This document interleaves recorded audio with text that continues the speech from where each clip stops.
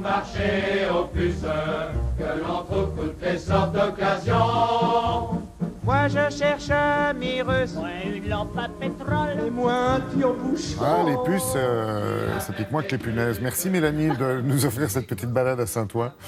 À l'occasion Vous savez de... pourquoi on y va à l'occasion d'un événement qui s'appelle Un marchand, un artiste. Tous les ans, ça, non? Ah oui, tous les ans depuis 3 ans maintenant. Alors, c'est un événement qui se déroule sur 2 des 12 marchés des puces de Saint-Ouen, à Biron Chaque fois, je me perds, et à ouais. Dauphine. Bah alors justement, petit rappel pour ceux qui ne connaissent pas bien, Biron, c'est un marché sur lequel il y a un vrai mélange. Auparavant, il était très typé 18 et 19e, mais c'est un marché qui a superbement évolué vers le 20e, vers l'art contemporain. Et aujourd'hui, les marchands mélangent la marchandise et ça donne quelque chose de très éclectique. Et puis Dauphine, c'est le fameux marché couvert des puces de Saint-Ouen, tout aussi éclectique, qui a une petite particularité, c'est d'avoir le plus grand espace de vinyle en Europe. Donc ça, je le rappelle pour les amateurs de vinyle, je sais qu'ils sont nombreux et c'est important de le souligner.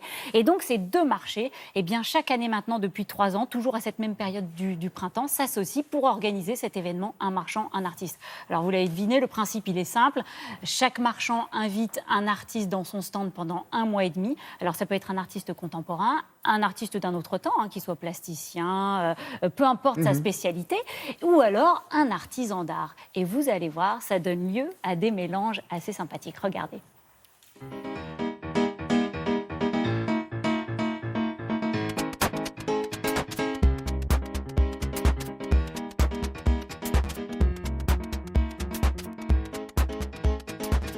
Bonjour Jean-Luc, vous allez bien? Bonjour Mélanie, comment ça va? Bien.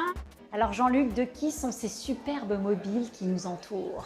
Eh bien, ils sont d'une artiste qui s'appelle Christelle Sade, qui fait à la fois des mobiles et des stabiles en fait. Les stabiles, ce sont des œuvres qui sont posées sur un socle. Ça, c'est une œuvre qui s'appelle par exemple Les Herbes Folles. C'est magnifique.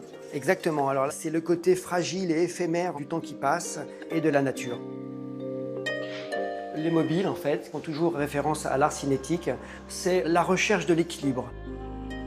Il faut savoir qu'en fait, c'est Christelle qui fait ses propres boucles et qui a un logiciel spécial pour déterminer le point d'équilibre entre chaque élément. Alors, il y a aussi des œuvres très géométriques.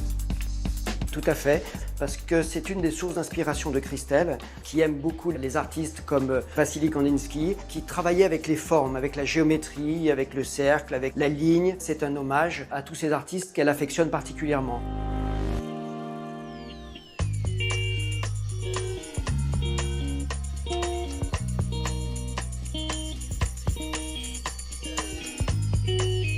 Bonjour Hugues. Bonsoir Mélanie, Ça comment va allez-vous? Alors vous, Hugues, ici, vous exposez des estampes de Fukaya Fuyuki. Qui est un jeune artiste japonais qui a une 40aine d'années, qui a eu l'idée de faire se rencontrer 2 mondes complètement différents. L'estampe traditionnelle japonaise, qu'on connaît par le travail d'Okusai, et un travail qui avait été fait en 1969 exactement par John Pache, qui a créé le logo des Rolling Stones. Et alors ces œuvres-là, elles sont réalisées dans la pure tradition japonaise. On a une technique qui est un travail à partir de plaques de bois qui sont gravées à la main au ciseau à bois. Et chaque couleur a sa plaque de bois. C'est vraiment fait d'une façon très très traditionnelle. Ce sont de tout petits tirages. Actuellement, il en reste très très peu.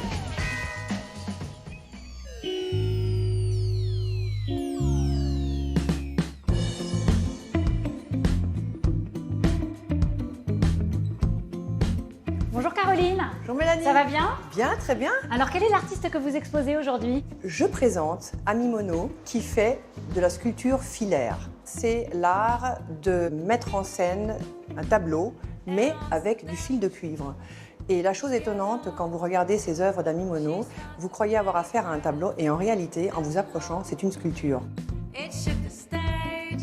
Sa technique, c'est de prendre un fil de cuivre et d'essayer avec le moins de soudure possible de pouvoir réaliser un tableau avec un fil.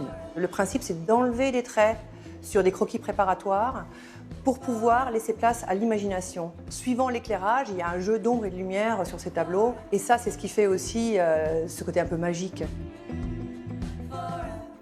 Et donc avec des extraterrestres également. Oui, on pourra se poser au marché Dauphine dans la maison Futuro.